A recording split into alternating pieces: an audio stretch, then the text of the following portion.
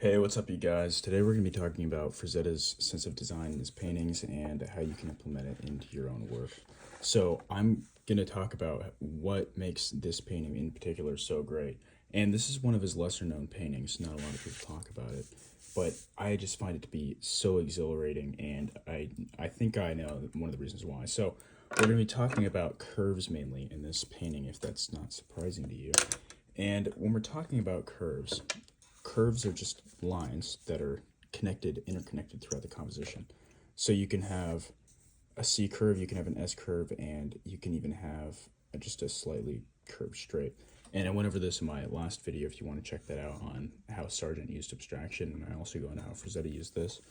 But to use curves throughout your composition to lead the viewer around is a really, really advanced technique that a lot of these master artists are doing. So you can see in this composition in particular, just everything is flowing into each other. You can see that from the tip of this wing right here, all the way through here, into the arm, through there, and then there's this tension point. One of the things that Frazetta was always thinking about was this sense of design, and you can see that Frazetta could have easily continued the curve through here into the composition, but what he did is that he made everything flow into the subject, which is this guy in the center, and then everything stops, right? So it goes from here down into the ground, and then it goes from here through there down through here, and everything's kind of leading to this point, and then it's stopping at this point. And that little pinch of energy is actually pretty advanced because it makes the subject where the eye stops.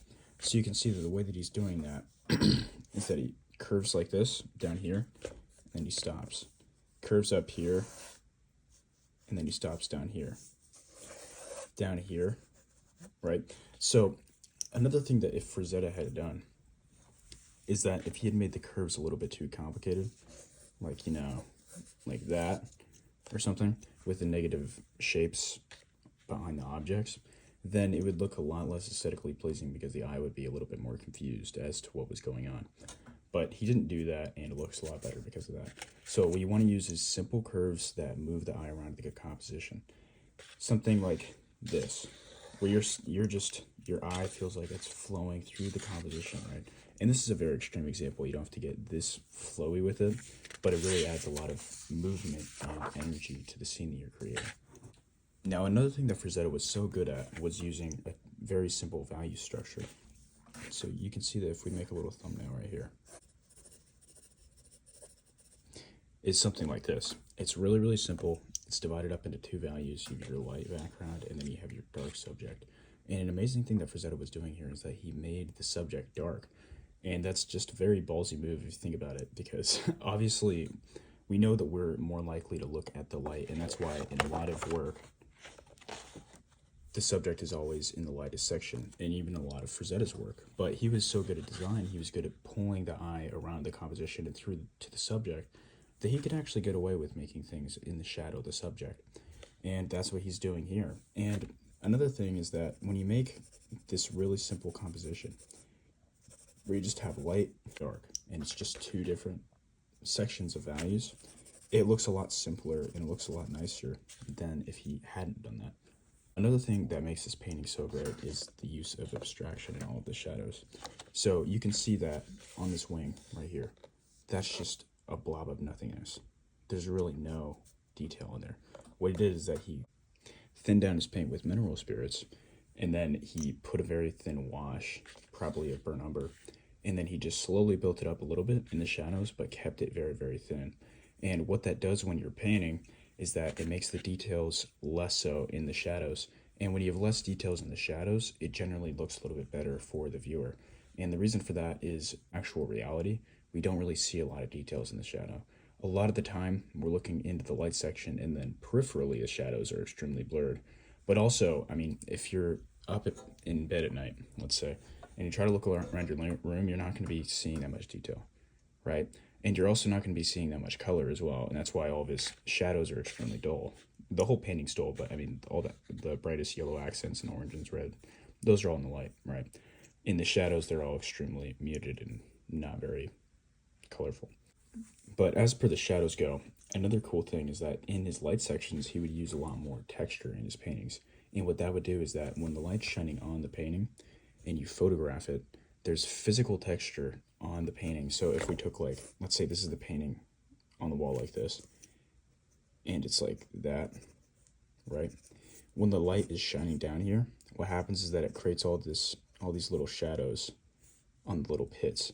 And what that does is that it creates a lot more detail.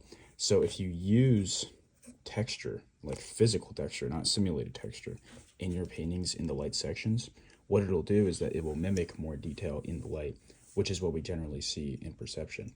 And if you do that and you put a lot more texture in the lights, then it looks just a lot better because it's mimicking that part of reality and it's exaggerating it a bit. And same for the darks, right? So let's say that's the dark section of the painting. There's not going to be as much detail in there. And that's why he thinned down a lot of his paint. Now, another thing that he's doing is that he's thinking about everything as a little abstract shape.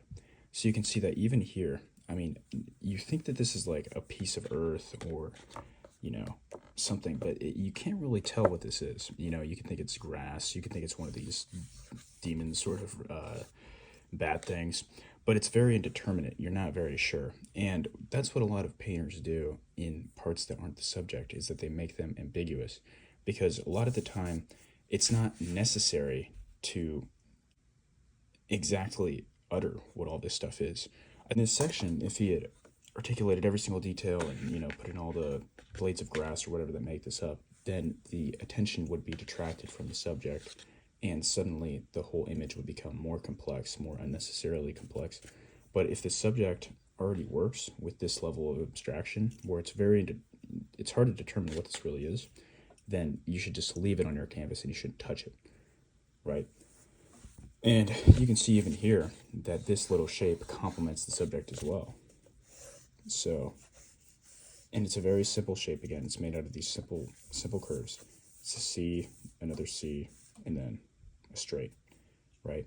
And when you have something like this, I mean, like, Frazetta was just being so literal with what he was trying to say. And this painting is very literal. It's a very literal thing. It's literally saying, look over here, you know? It's telling you that, except it's doing it in a visual format. So it's saying, look over here, right? And then when you go up here, it goes through and then it connects through the other compositions. So you have this kind of energy flowing through the subject. And that's another amazing thing that he did design-wise, is that he let your brain fill in the gaps.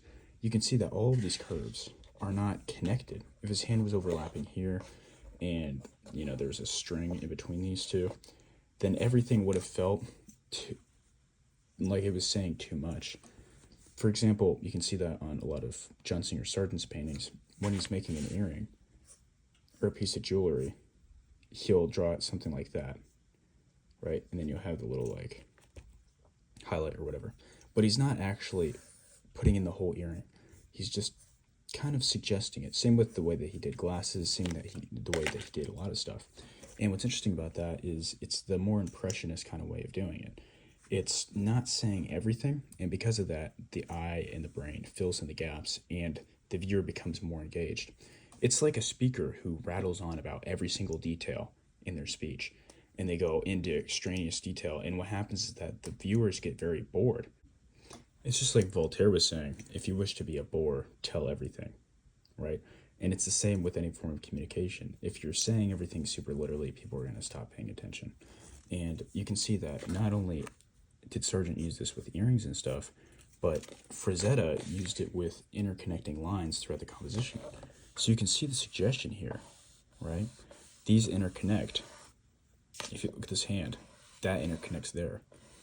And then you have this kind of, you know, this really weird tingly flow. And it feels like everything's twisting and turning and flowing into each other. And when you do that, you're really reaching a very master level of composition. Everything is flowing into the subject.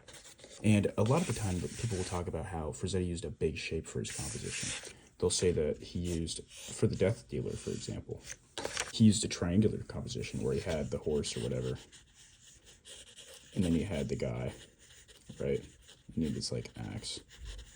Obviously drawing it from here. But the whole thing was a triangle, right? And then I was seeing this one blog post about how to paint like Frazetta, and they were talking about composition, and they said, well, you know, here's my Frazetta painting or whatever. And they would design their own painting based on what they thought Frazetta was doing, and they made it into a square, you know. And it's like, that's not really what he was doing. He was using his shapes, right? He was using a big shape for the composition, but he wasn't doing it stupidly. He wasn't making it a square, because a square has absolutely no flow and it has no direction. The reason why he was using a big triangle on the Death Dealer, and why he's using a triangle composition here too, if you notice that, 2 legs and an arm here, right? Triangle. The reason he was doing that is because it leads you to the subject. A triangle has a push upwards because these 2 lines are converging at the top. So what he did here is that you start here, and it gives this structure to the painting because it's grounded in 2 different aspects, and then it goes up to this one point. And because he's using that big triangle there, you look at the subject. Everything is always supplementing the subject again and again and again. It doesn't matter. If you go to a museum, everything's going to be trying to make you look at the subject, right? And even if you have a background that's pretty detailed, it's always supplementing the subject in some sort of way. Everything revolves around the subject, what your point is, right? The point is this guy in the middle and him fighting off these people, but he's more important than these bad things. And that's why they're less detailed than he is, right? It gets down to that literal level, and it gets down to that very simple level as well. So if you can be simple in your concepts, sophisticated in your execution, you're going to go really fast and really far. So I hope you guys learned something at least. Go make something beautiful and have a great day.